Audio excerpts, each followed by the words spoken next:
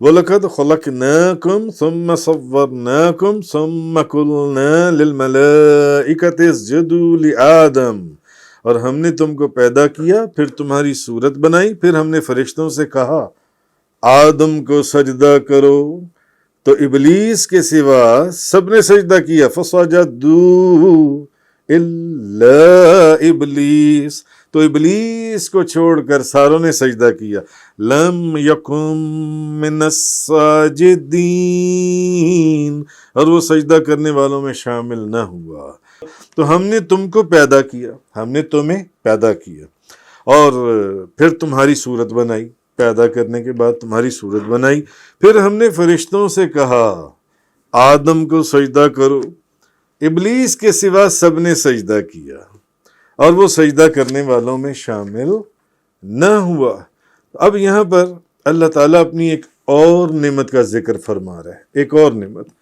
اور اس نعمت میں اللہ تعالیٰ انسان کی تخلیق کی ابتدا کا ذکر کر رہا ہے، کہ انسان کی تخلیق کی ابتدا کیسے ہوئی، کہ اس نے انسانوں کے باپ حضرت آدم علیہ السلام کو پیدا فرمایا، اور پھر انہیں مسجود ملائکہ بنایا۔ انسانوں کے باپ حضرت آدم علیہ السلام کو پیدا کیا، اور پھر ان کو مسجود ملائکہ بنایا، کہ ملائکہ سے سجدہ کروایا، اور باپ پر اب یہ بات سوچنے والی ہے، مفسرین لکھتے ہیں کہ باپ کے اوپر جو انعام کیا جاتا ہے وہ بیٹے پر انعام کے قائم مقام ہے۔ باپ کے اوپر جو انعام کیا جاتا ہے وہ بیٹے کے اوپر انعام کے قائم مقام ہے، کیونکہ باپ کا شرف اور اس کا بلند مقام بیٹے کے لیے باعث فخر ہوتا ہے، کہ میرے باپ کو اللہ نے یہ عالی شان مرتبہ، یہ مقام، یہ مرتبہ، یہ ولایت، یہ بزرگی، یہ شان، یہ قرب، یہ نزدیکی عطا فرمائی جو ان سے ہے۔ اور اس سے اصل میں مقصد یہ ہوتا ہے کہ جب اللہ تعالیٰ نے انسانوں کو، اس بات سے مقصد یہ ہے کہ انسانوں کو اللہ نے اس قدر انعامات سے نوازا ہے، تو پھر بھی ان کا ایمان نہ لانا، یعنی یہاں اللہ تعالیٰ اپنی اس نعمت کو کیوں بیان کر رہا ہے، کہ اس نے یہ بات سوچنے کی ہے کہ اپنی تخلیق کا ذکر، انسانوں کے باپ حضرت آدم علیہ السلام کی پیدائش کا ذکر، پھر ان کو فرشتوں سے سجدہ کروانے کا ذکر، کیونکہ باپ پر جو انعام ہے وہ بیٹے پر انعام کے قائم مقام ہے، کیونکہ باپ کا شرف، اس کا بلند مقام بیٹے کے لیے باعث فخر ہے۔ تو معلوم یہ ہوا کہ اللہ تعالیٰ نے انسانوں کو اس قدر جو انعامات سے نوازا ہے، تو پھر بھی ان کا اگر ان میں سے کوئی ایمان نہ لائے اور اپنے کفر کے اوپر ڈٹا رہے، تو اللہ کی ناشکری اور اس کی احسان فراموشی نہیں تو پھر اور کیا ہے؟ یہ اللہ کی ناشکری ہے، یہ احسان فراموشی ہے، کہ جن کے باپ حضرت آدم علیہ السلام کو اللہ نے فرشتوں سے سجدہ کروایا، اپنے خود ان کو پیدا کیا، ان کو بنایا، تو پھر بھی انسان، اللہ تعالیٰ، یہ کتنا بڑا شرف انسان کو حاصل ہے، تو پھر بھی انسان اللہ کے پر ایمان نہ لائے، تو یہ احسان فراموشی ہے، یہ اللہ کی ناشکری ہے، جس کا پچھلی آیت میں ذکر ہوا کہ شکر کرنا کتنا ضروری ہے، تو یہ ناشکری ہے۔ تو اللہ تعالیٰ نے قرآن مجید میں حضرت آدم علیہ السلام اور ابلیس کا واقعہ کئی صورتوں میں بیان فرمایا ہے، کئی صورتوں کے اندر۔ امام ابو القاسم علی بن الحسن بن عساکر روایت کرتی ہیں، حضرت عبداللہ بن مسعود بیان کرتی ہیں رضی اللہ تعالیٰ عنہ، بیان کرتی ہیں کہ اپنی پسندیدہ چیزیں پیدا کرنے کے بعد، اللہ تعالیٰ اپنی شان کے مطابق عرش پر مستوی ہوا اور فرشتوں سے فرمایا میں زمین میں خلیفہ بنانے والا ہوں، میں زمین میں خلیفہ بنانے والا ہوں۔ پھر اللہ تعالیٰ نے جبریل علیہ السلام کو مٹی لینے کے لیے زمین پر بھیجا کہ جاؤ زمین سے مٹی لے کر آؤ۔ زمین نے کہا میں اس بات سے تم سے اللہ کی پناہ طلب کرتی ہوں کہ مجھ سے کوئی چیز کم کی جائے یا میری کوئی چیز خراب کی جائے۔ جبریل علیہ السلام واپس لوٹ آئے اور مٹی نہیں لی، کیونکہ زمین نے جو ان سے پناہ طلب کی کہ میں تم سے اللہ کی پناہ طلب کرتی ہوں کہ میرے سے کوئی چیز کم کی جائے، یعنی میری تم مٹی اٹھا کر لے جاؤ تو جبریل علیہ السلام مٹی نہیں، اللہ تعالیٰ اور اللہ سے عرض کیا کہ یا رب اس نے مجھ سے تیری پناہ طلب کی تو میں نے اس کو پناہ دے دی۔ پھر حضرت میکائیل علیہ السلام کو بھیجا تو انہوں نے بھی اسی طرح کیا، وہ بھی واپس لوٹ آئے۔ جب زمین نے ان کو بھی یہ کہا کہ میرے سے تم مٹی لے جاؤ، یہاں سے کوئی چیز کمی کر دو، تو پھر اللہ نے حضرت عزرائیل علیہ السلام کو بھیجا تو زمین نے ان سے بھی اللہ کی پناہ طلب کی، تو انہوں نے کہا میں اس بات سے اللہ کی پناہ طلب کرتا ہوں۔ عزرائیل علیہ السلام نے انہوں نے آگے سے جواب دیا کہ میں اللہ سے اس بات کی پناہ طلب کرتا ہوں کہ میں اللہ کے حکم پر عمل کرائے بغیر واپس لوٹ جاؤں، میں تو مٹی لے کر جاؤں گا تیرے اندر سے۔ تو انہوں نے زمین کے ہر خطے سے مٹی لے کر جمع کی اور اس کو خلط ملط کر دیا، اور اس میں سرخ مٹی بھی تھی، اس میں سفید مٹی بھی تھی، زمین کے مختلف علاقوں سے انہوں نے مختلف جگہوں سے مٹی لی۔ اسی لیے کہا جاتا ہے کہ بنو آدم انسانوں کے رنگ مختلف ہیں، کہیں پہ رنگ گندمی ہے، کہیں پر رنگ پیلے ہیں، کہیں پر رنگ چاندی مائل ہیں، کہیں پر رنگ سرخی مائل ہیں، کہیں پر رنگ بالکل گورے، اور کہیں پر رنگ کالے سیاہ توے کی طرح۔ اس لیے زمین میں لوگوں کے رنگ مختلف ہیں۔ تو وہ اس مٹی کو لے کر اوپر چڑھے اور پھر اس کو گیلا کر دیا، اس مٹی کو گیلا کر دیا جو وہ زمین سے لائے تھے اسرائیل علیہ السلام۔ پھر اس گندی ہوئی مٹی کو پڑا رہنے دیا یہاں تک کہ وہ سڑ گئی، اور جیسے کہ قرآن کریم میں وَلَقَدْ خَلَقْنَا الْإِنسَانَ مِنْ صَلْصَالٍ مِنْ حَمَإٍ مَسْنُونٍ، اور بے شک ہم نے انسان کو بجتی ہوئی خشک مٹی سے بنایا جو پہلے سیاہ بدبودار گارا تھی۔ تو اللہ تعالیٰ نے حضرت آدم علیہ السلام کو اپنے ہاتھوں سے بنایا۔ یہ کتنا بڑا شرف ہے انسان کے لیے کہ ان کے والد، ان کے باپ، انسانوں کے باپ حضرت آدم علیہ السلام کو اللہ نے اپنے ہاتھوں سے بنایا، جس کا ذکر پہلے گزرا۔ تو اللہ نے حضرت آدم علیہ السلام کو اپنے ہاتھوں سے بنایا تاکہ ابلیس جو ہے وہ اپنے آپ کو ان سے بڑا نہ سمجھے،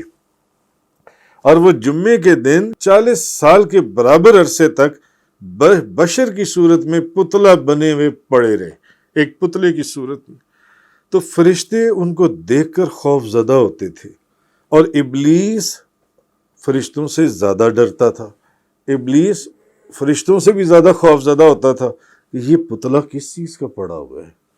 مٹی کا بنا ہوا۔ تو فرشتے بھی خوف زدہ ہوتے تھے اور ابلیس سب سے زیادہ خوف زدہ ہوتا تھا۔ تو اس پتلے کو مارنے سے ایسی آواز آتی تھی جیسے مٹکے کو مارنے سے آواز آتی ہے، جیسے مٹکے کو ماریں تو آواز آتی ہے مٹکے کے اندر سے، ویسی آواز آتی تھی جیسے کہ قرآن کریم سورہ رحمان خلق الانسان من صلصال کالفخار، اس نے انسان کو ٹھیکری کی طرح بجتی ہوئی سوکھی مٹی سے بنایا۔ اب ابلیس کہتا تھا کہ اس کو کس لیے بنایا گیا ہے، اس پتلے، اس کو، یہ جو زمین کا ایک یہ مٹی کا، اس نے فرشتوں سے کہا مت ڈرو، یہ اندر سے کھوکھلا ہے، اگر مجھے مسلط کیا گیا اس پر تو میں اس کو ہلاک کر دوں گا۔ تو جب اس میں روح پھونکنے کا وقت آیا تو اللہ نے فرمایا فَإِذَا سَوَّيْتَهُ وَنَفَخْتُ فِيهِ مِن رُّوحِي فَقَعُوا لَهُ سَاجِدِينَ، سو جب میں اس کو درست کر لوں اور اس میں اپنی طرف سے پسندیدہ روح پھونک دوں تو تم سب اس کے لیے سجدے میں گر جانا۔ اب جب اس پتلے میں روح پھونکی اور وہ ان کے سر میں داخل ہوئی تو ان کو چھینک آئی۔ فرشتوں نے ان سے کہا کہو الحمدللہ، تو انہوں نے کہا الحمدللہ، اور جب روح ان کی آنکھوں میں داخل ہوئی تو انہوں نے جنت کے پھلوں کو دیکھا،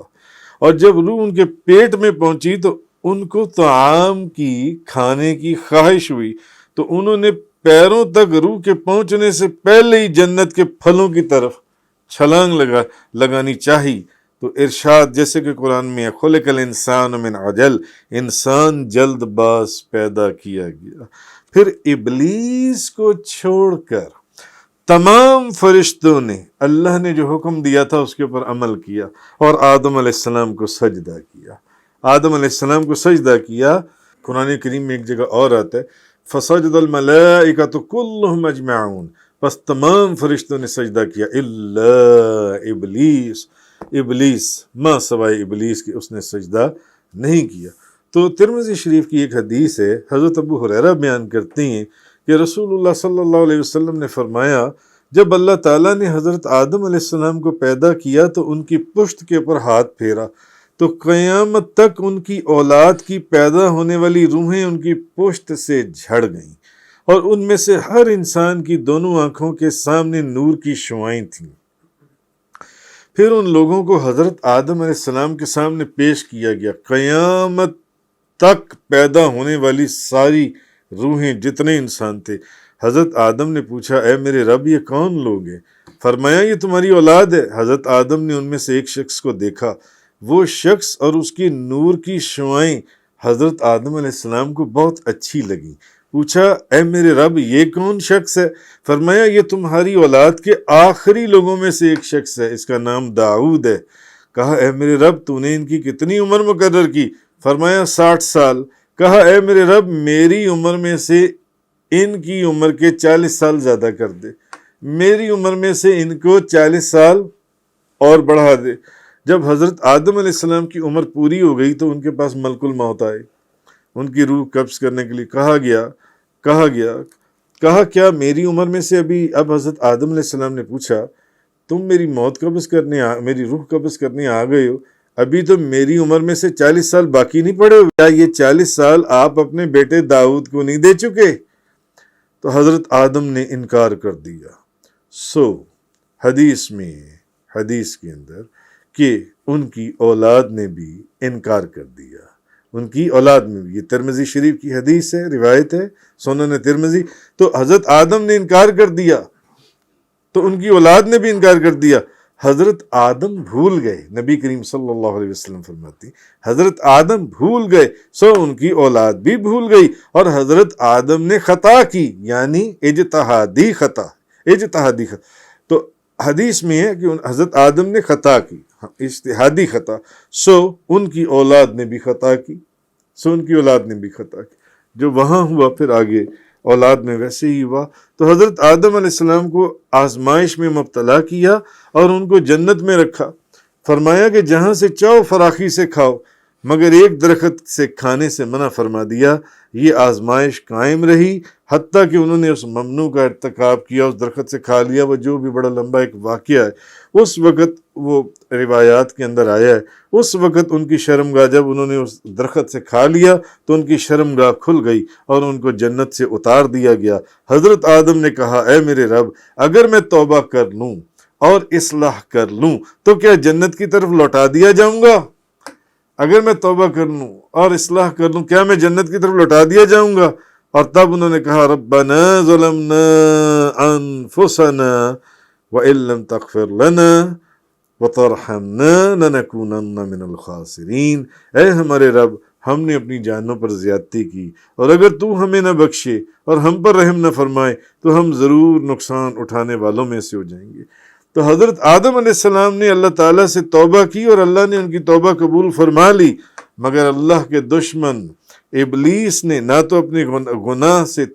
گناہ کا اعتراف کیا اور نہ توبہ کی، لیکن اس نے اللہ تعالیٰ سے قیامت تک کی مہلت مانگی، تو اللہ نے ہر ایک کی دعا قبول کر لی، ان کی توبہ قبول فرما لی۔ اس نے قیامت تک، ابلیس نے وقت مانگا تھا کہ مجھے مہلت دی جائے، تو حضرت اس کا بھی ذکر آئے گا آگے کہ جب اس نے کیوں یہ وقت مانگا تھا کہ مجھے مہلت دی جائے، تو حضرت انشاءاللہ آگے ذکر آئے گا۔ تو حضرت آدم کو معاف کر دیا اور شیطان کو قیامت تک کے لیے مہلت دے دی۔ تو حضرت عمر بن خطاب بیان کرتے ہیں حضرت آدم علیہ السلام کا نبی کریم صلی اللہ علیہ وسلم کے وسیلے سے دعا کرنا، طبرانی شریف کی حدیث ہے۔ حضرت عمر بن خطاب بیان کرتے ہیں کہ نبی کریم صلی اللہ علیہ وسلم نے فرمایا کہ جب حضرت آدم علیہ السلام سے خطا سرزد ہوئی، یعنی اجتہادی خطا، تو انہوں نے سر اٹھا کر عرش کی طرف دیکھا اور کہا میں تجھ سے، جب ان سے یہ اجتہادی خطا ہو گئی حضرت آدم علیہ السلام سے، تو انہوں نے سر اٹھا کر عرش کی طرف دیکھا اور کہا میں تجھ سے سیدنا محمد صلی اللہ علیہ وسلم، میں محمد کے وسیلے سے سوال کرتا ہوں، تو مجھے بخش دے۔ تو اللہ تعالیٰ نے ان کی طرف وحی کی محمد کیا ہے اور محمد کون ہے؟ تب انہوں نے کہا تیرا نام برکت والا ہے، تو نے جب مجھے پیدا کیا تھا تو میں نے عرش کی طرف سر اٹھا کر دیکھا تھا، تو عرش پر لکھا تھا لا الہ الا اللہ محمد الرسول اللہ، تو میں نے جان لیا کہ اس ہستی سے زیادہ تیرے نزدیک اور کون مرتبے اور مقام والا ہو سکتا ہے جس کا نام تو نے اپنے نام کے ساتھ ملا کر اپنے ساتھ لکھا ہے۔ تو پھر اللہ تعالیٰ نے ان کی طرف وحی کی ہے آدم وہ تمہاری اولاد میں آخر النبیین ہیں، وہ آخری نبی ہیں، اور ان کی امت تمہاری اولاد میں سے آخری امت ہے، اور اے آدم اگر وہ نہ ہوتے تو میں تمہیں بھی پیدا نہ کرتا۔